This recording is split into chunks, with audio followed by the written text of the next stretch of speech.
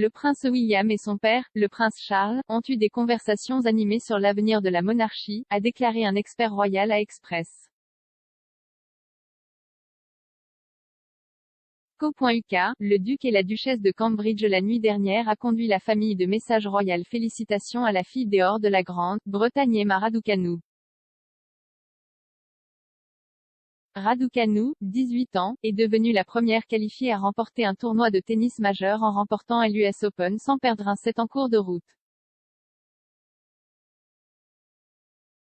Le compte officiel de William et Kate a tweeté quelques minutes après sa victoire. Un grand bravo @Emma Raducanu pour vos performances époustouflantes et votre victoire historique en Grand Chelem. Incroyable, nous sommes tous si fiers de vous.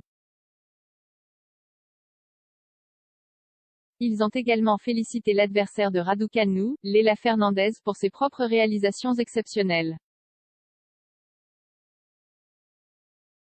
La reine, quant à elle, a envoyé une chaleureuse lettre de félicitations qui a été personnellement remise à Raducanu par son représentant à New York. Alors que toute la famille est clairement d'accord sur la victoire historique de Raducanu, un expert royal a déclaré à Express. Co.uk qu'il y avait de fréquentes disputes dans les coulisses, Howard Hodgson a expliqué, le prince Charles tient beaucoup à réduire l'entourage royal et la famille royale et leur concentration, afin que ce soit vraiment la reine, lui, le duc de Cambridge, puis George, etc.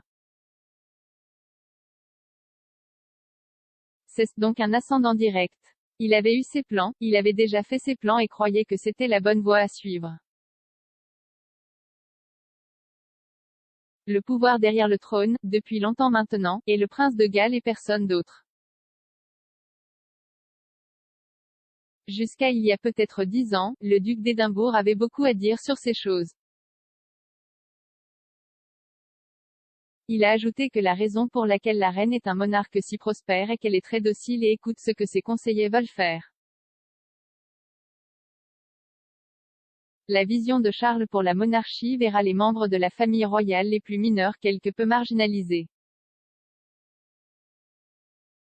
La reine a eu 95 ans plus tôt cette année et commence à prendre du recul par rapport à certaines fonctions royales de haut niveau.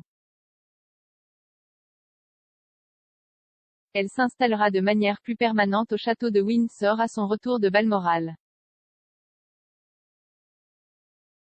Elle se sentirait plus à l'aise là-bas et serait entourée de membres de la famille, le prince Édouard et le prince Andrew vivant à proximité.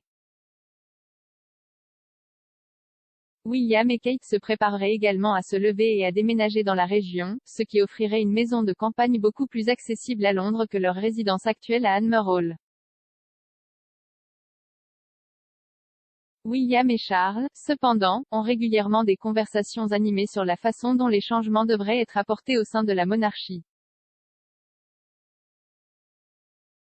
Monsieur Hodgson a déclaré, Charles et William ont des conversations animées sur beaucoup de choses. Mais en réalité, ils ne font qu'une, et ils sont soutenus par deux femmes qui ne font qu'une. Je pense que William n'est certainement pas le fils de sa mère, le prince Harry est le fils de sa mère. William est très dévoué, il n'a pas peur de dire ce qu'il pense, mais ils sont tout à fait d'accord sur la voie à suivre. Ils ne sont pas nécessairement d'accord sur la façon d'y arriver, mais ils sont en ligne quand il s'agit de cela. Il a expliqué que tout le monde, au sein du cabinet est, sans favorable, au plan de se concentrer sur la ligne de succession. Charles est l'héritier le plus ancien de l'histoire britannique, ayant été le premier sur le trône depuis février 1952.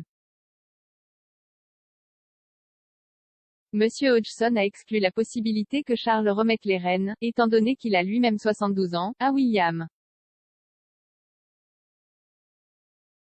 Il a expliqué, le ne sera jamais d'accord avec ça. Parce que, la reine est morte, vive le roi. Sinon, vous n'êtes qu'un foutu président ou un premier ministre. C'est la succession, le roi est mort, vive le roi. C'est comme ça que ça marche. Il a ajouté que la monarchie est morte si cette tradition était rompue, les membres de la famille royale seraient réduits à juste des mortels comme nous.